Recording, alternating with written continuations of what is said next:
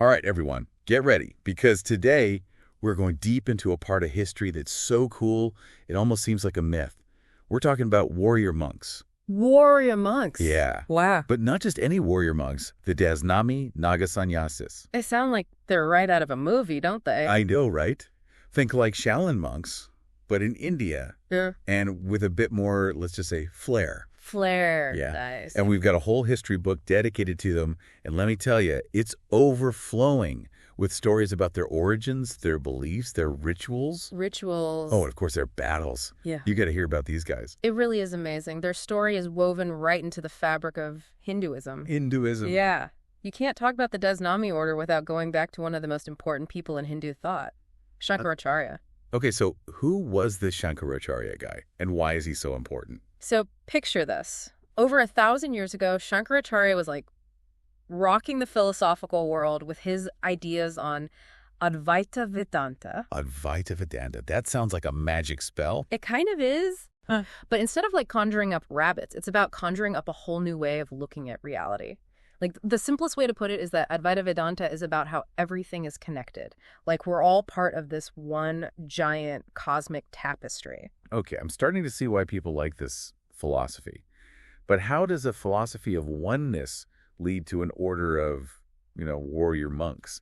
Did Shankaracharya just give them all swords and say, go spread the good word by force? Not quite. It's more like Shankaracharya laid the philosophical foundation, and the Dasanamis, they probably came from existing traditions of asceticism in India and built on top of that foundation. So they took his philosophy of oneness and were like, hey, this could also apply to, self-defense.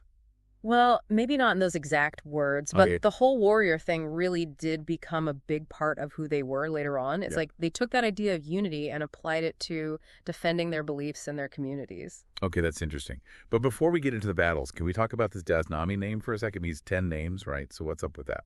You got it. The Dasanamis are split into 10 suborders, each with its own unique name. Hit me with those names. Let's hear them. Get ready. Giri, Puri, Harati, Van, Sagar, Tirtha, Parbat, Ashram, Saraswati, and Aranya. Whoa, that's a mouthful. It's like a roll call for a really awesome spiritual superhero team. Haha. And each of those names actually reflects the distinct origins and practices of that specific branch. So like Giri refers to mountains, Puri to cities, Farati to learning, and so on. So you could have some Dasanamis meditating in the Himalayas and others teaching in the middle of bustling cities and others, well, who knows? So even within this one order, there was so much variety in how these monks lived their lives. It's like a choose-your-own-adventure, but for a spiritual path. Yeah. But no matter which path they chose, they had to go through some pretty intense initiation rituals to become like a full-fledged Dasanami Naga sannyasi, right? Yeah. They're talking about a pretty serious commitment.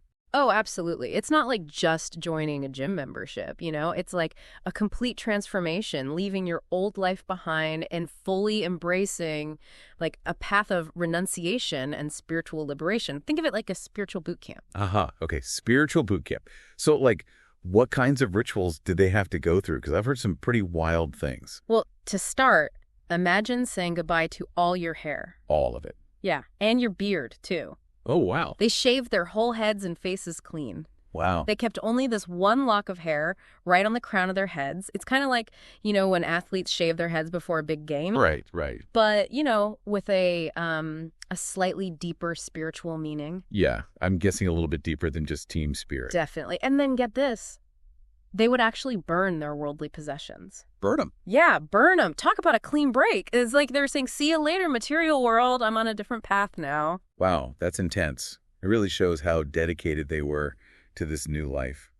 But I'm also wondering about something. We keep talking about Dasanami Naga sanyasis. Yeah. But weren't there different ranks within the order? I mean, you don't just become a spiritual master overnight, right? You're right. There are actually 4 classes of Dasanami monks that are mentioned in our sources. Kuchachak, Bahudak, Hansa, and the top tier, Yeah. the Paramahansa, is like a whole ranking system with each level, showing a different stage of progress. Oh, so you'd start as a newbie Kudichak, learning the ropes, and then work your way up the ranks. It's like leveling up in a video game, but for enlightenment. Uh-huh. Exactly.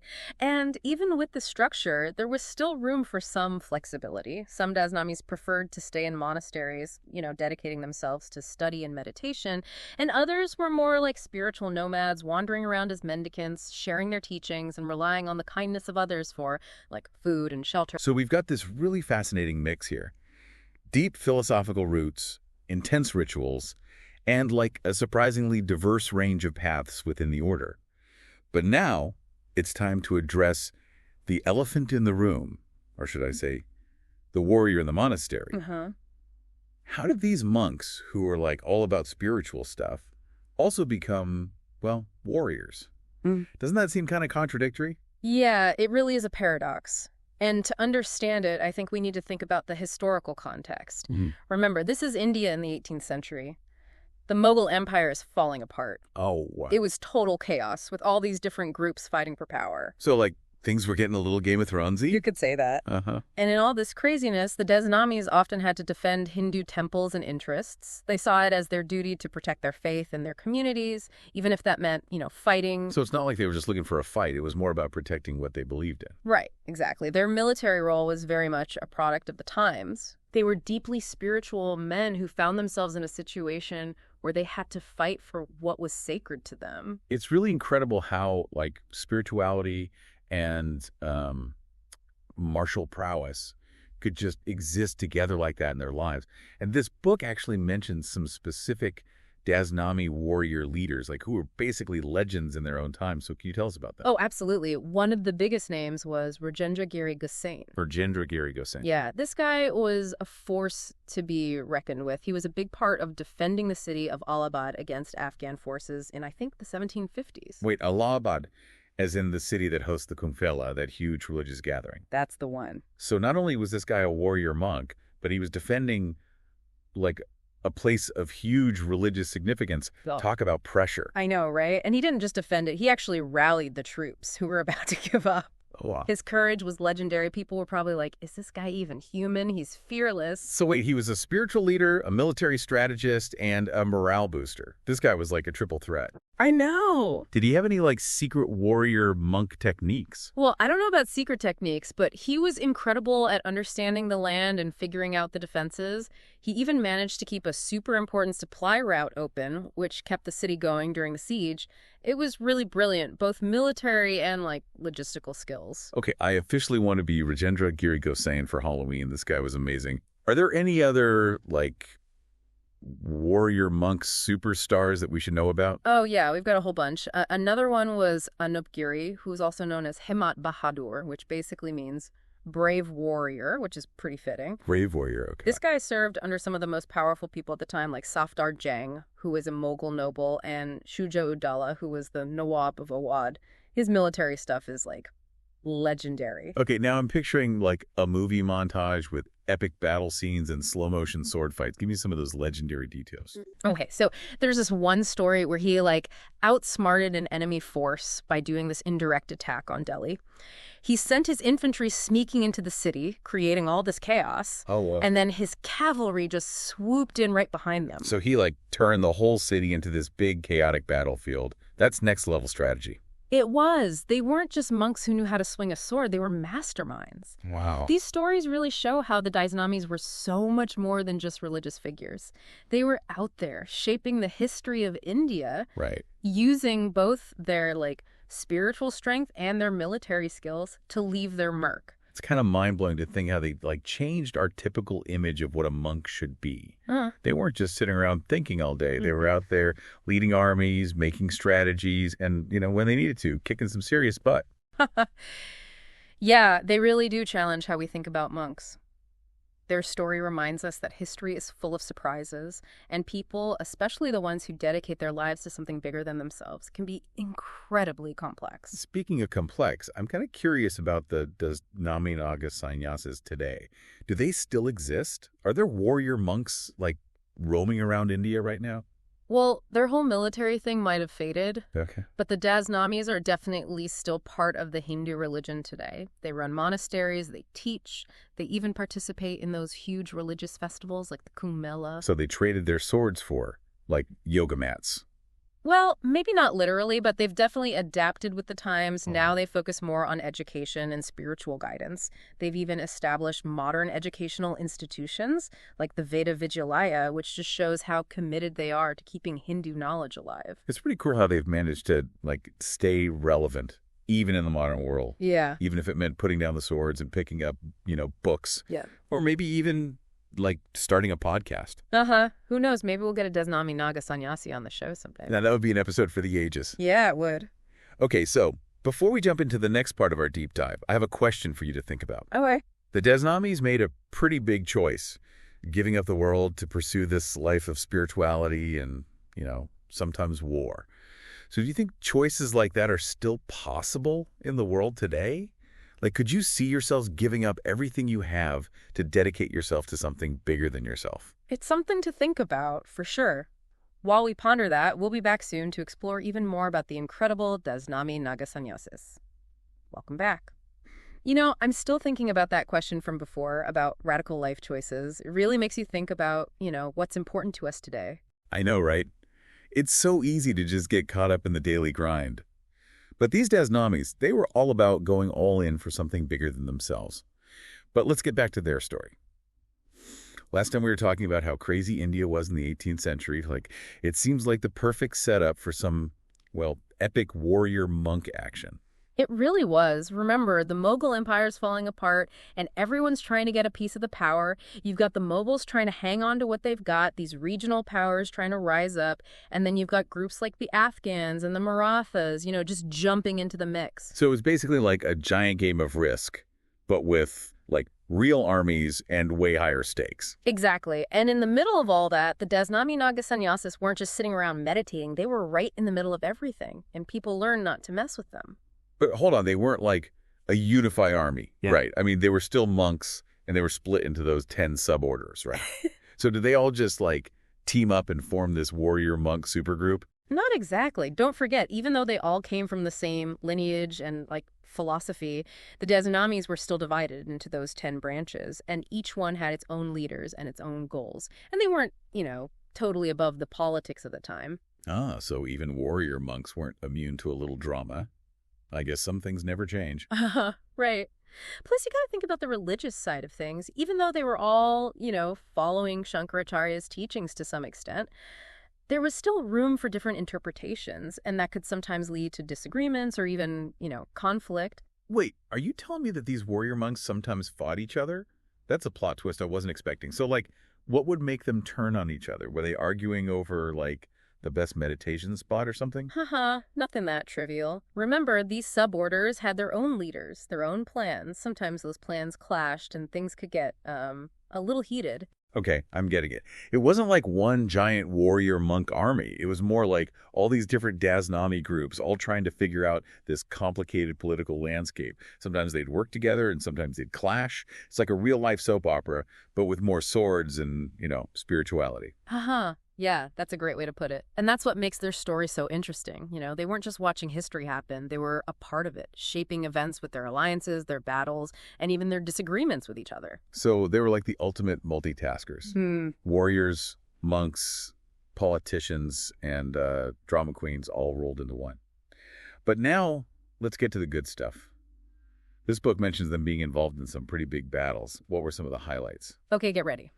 One of the biggest events was the defense of Allahabad in 1750. Remember Rajendra Giri Gasain, our fearless warrior monk? He was a key player in this one. Oh, yeah. The guy who was so fearless, he made the Afghan army question their life choices. What did he do this time? Did he, single-handedly take out a whole army with his bare hands? Not quite bare hands, but he was a huge reason why they were able to fight off the Afghan attack. He got the defenders, who were pretty demoralized, all fired up again, and he led these daring raids on the enemy camp. He basically became a symbol of resistance. So he was like a one-man army, raising morale and, terrifying the enemy at the same time. This guy was a legend. Yeah, he really was. He was a great leader, and he had a knack for strategy. He understood the terrain, and he was amazing at coordinating with the other defenders. And like I mentioned before, he even managed to secure that important supply route, which meant the city could hold out during the siege. This guy was like a warrior monk MacGyver. I bet he could have built a catapult out of bamboo and prayer beads. So Allahabad was a big win for our warrior monk hero. What other conflicts did the Dasanamis get involved in? Well, they were really active in the struggles for control in northern India. It was this whole mess of alliances, and the Dathnamis were often siding with Mughal nobles or regional powers, depending on what was happening. There's this really interesting story about them in the Jat-Ruhela conflict in 1764. Okay, hold on. Jants and Ruhelas. Remind me who those guys were again. Okay, so the Jats, they were this peasant caste who had gotten super powerful under their leader, Sawar Jamal. They'd set up a kingdom in the region, and they weren't afraid to show off their strength. The Ruhelas, they were Afghan warlords who had taken over some territory in what's now Uttar Pradesh. So it was like this classic fight between the local power players and the outsiders who were trying to muscle their way in. So where did the warrior monks fit into all of this? This is where the Dasanamis really got to show off their fighting skills. Right. Anup Giri, also known as Hemant Bahadur, remember him? He was right in the thick of it. Yeah, Anupiri, the master of surprise attacks and unconventional tactics. Yeah. What did he pull off this time? Did he, sneak a bunch of warrior monks into the city in a giant Trojan horse statue or something? That would have been epic. But this time, he was working for the Jat ruler, Jawahar Singh, who was in a pretty tough spot. So Anupgiri was like, don't worry, boss, I've got this. Just leave it to me. Pretty much. Jawahar Singh's forces were close to losing, and Anupgiri knew they had to switch things up. So he came up with this plan to ditch the head-on attack and try something a little more sneaky. He divided his forces into small groups and sent them into Delhi to attack key spots and mess up the enemy's supplies. So he turned the whole city into this giant game of hide-and-seek with the Ruhelas as the confused players. That's brilliant. It was classic guerrilla warfare, and the Ruhelas had no idea what hit them. This Anupgiri guy was like a military ninja, always one step ahead, always surprising the enemy. He really cemented the Dasanamis' reputation as a force to be reckoned with. He did, and his actions in this conflict and in others really showed that the Dasanamis were way more than just holy men. They were skilled strategists and masters of adapting to any situation. They knew how to win, and they weren't afraid to think outside the box. It's amazing how they mixed their spiritual practices with their military stuff. It's like they were living in two totally different worlds, but somehow making it work. Yeah, it really speaks to how unique their worldview was and how strong their beliefs were. To them, being a warrior and being a monk weren't opposites. They saw both as ways to protect their faith and their people. It makes you think about how we always try to put things into neat little categories like warrior or monk. But the Dasanamis show us that life is a lot more complex than that. They didn't fit into any category, and that's what makes them so fascinating. But, speaking of defying expectations, did they have any political power? I mean, they were obviously powerful on the battlefield, but did they ever try to, take over and rule themselves? That's a good question, and the answer's a little complicated. They definitely had influence, especially when the Mughal Empire was weakening and everything was so unstable. So they were kind of like the power brokers of their time, but with a spiritual twist. Exactly. Their military strength plus their religious authority made them valuable allies, and a lot of rulers wanted to be on their good side. But they rarely tried to take direct political control. Interesting. So they weren't interested in becoming kings or emperors. Not really. Their main goal was always to protect Hindu interests and make sure their religion and traditions survived.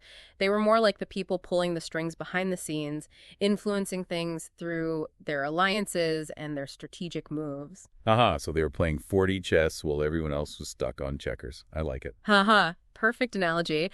And their influence wasn't just on the battlefield. They were also known for being able to settle disputes and make peace between different groups. Wait, so they were like warrior monk diplomats? It's true. They used their religious authority and their reputation for fairness to try to bring peace to a very chaotic time. These guys were like the Swiss Army knives of history. Warriors, monks, strategists, diplomats. Was there anything they couldn't do? Their ability to adapt and, bounce back from anything is really amazing, but I think their most impressive accomplishment is how they were able to keep their spiritual discipline even with all the chaos and violence. It makes you wonder, how did they balance their warrior role with their monk vows? How did they find peace in all that craziness? That's the big question. To understand that, I guess we need to look more at their spiritual side, like the beliefs and practices that help them seemingly defy logic and find balance in a world of extremes. Exactly. It's time to look at the core of the Dasanami Naga sannyasi tradition, where spirituality and action meet in, some pretty unexpected ways. All right, my mind is officially blown.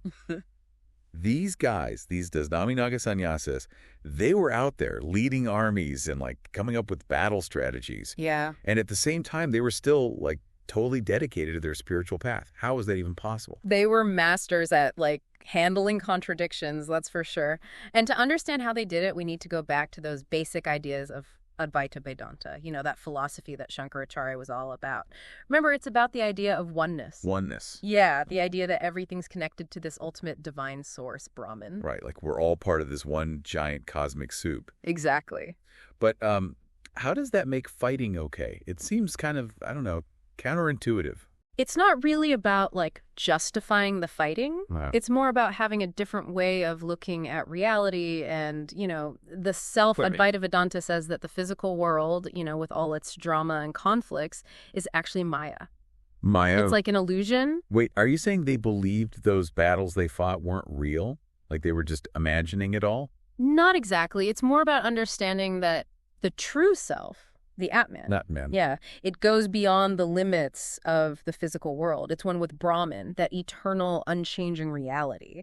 So things like, death and violence, while they're real in the physical world, they don't really matter so much when you look at it from this higher perspective. Okay, so if the physical world is like a temporary stage play, and Yeah. our true selves are like eternal and can't be harmed, Right. then maybe those worldly conflicts don't seem so important. Like it's like watching a movie it's not real, so you can just like enjoy the action without getting all stressed out. Yeah. Exactly. That's what let the Dasnamis be part of warfare without getting all caught up in hatred or getting attached to, winning or losing.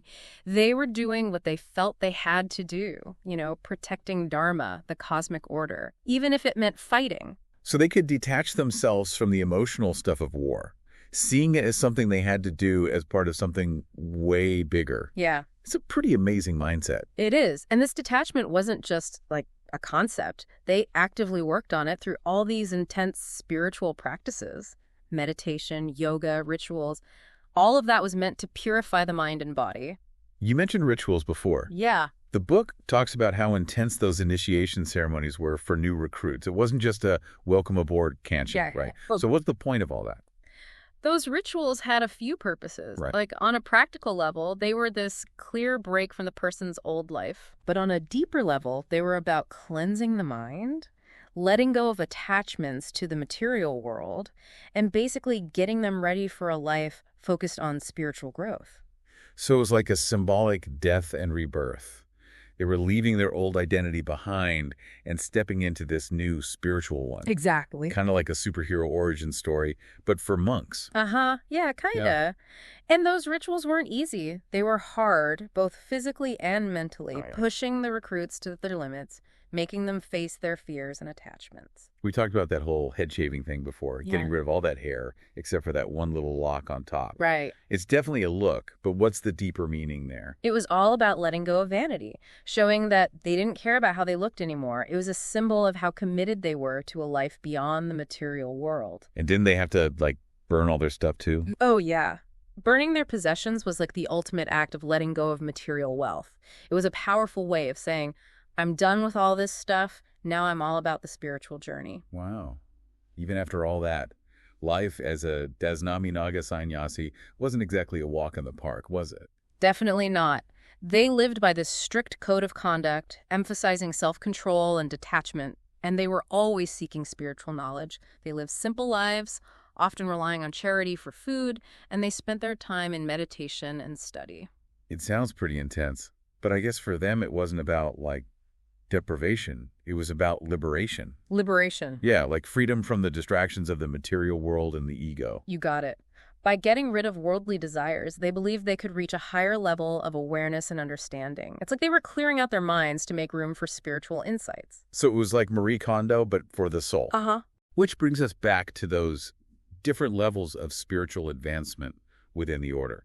We talked about the Kudachak, the Bahudak, the Hansa, and the elite Paramahansa. Right. Did those levels show how far along they were on that path of self-discovery? Exactly. Each level represented a different stage in their spiritual evolution. The Kudachak were the beginners, focused on meditation and discipline. They were all about building a strong foundation. And the Bahudak, they were like the journeymen, right? Yes. They were the wandering mendicants going out into the world teaching and serving others. Think of them as spiritual ambassadors. Ah, so a more active public role. Right. The Hansa, they were the wise sages, known for their knowledge and their ability to guide others. They were the mentors, the spiritual gurus. And then finally, the Paramahansa. They were like the ultimate masters, the ones who'd reached, peak spiritual enlightenment. Yeah. The Paramahansa were seen as having achieved total liberation. They'd gone beyond the physical world and merged with Brahman. They were like the rock stars of spirituality. It's amazing to think about the journey those Dasanami Naga sannyasis went through. They were warriors, monks, scholars, and spiritual guides, all in one. They were one of a kind. Their story really makes us rethink what we think we know about history and spirituality. They remind us that the journey to self-discovery is rarely straightforward, and that even when things are crazy and chaotic, we can still find meaning and purpose through dedication and self-discipline. It's a story that sticks with you. It makes you think that there's always something new to learn, more to explore, and that maybe, just maybe, there's a little bit of warrior monk in all of us. That's a great thought. And on that note, until next time, keep searching, keep questioning, and keep diving deep into the mysteries of the world. Thanks for listening. And we'll see you on the next deep dive.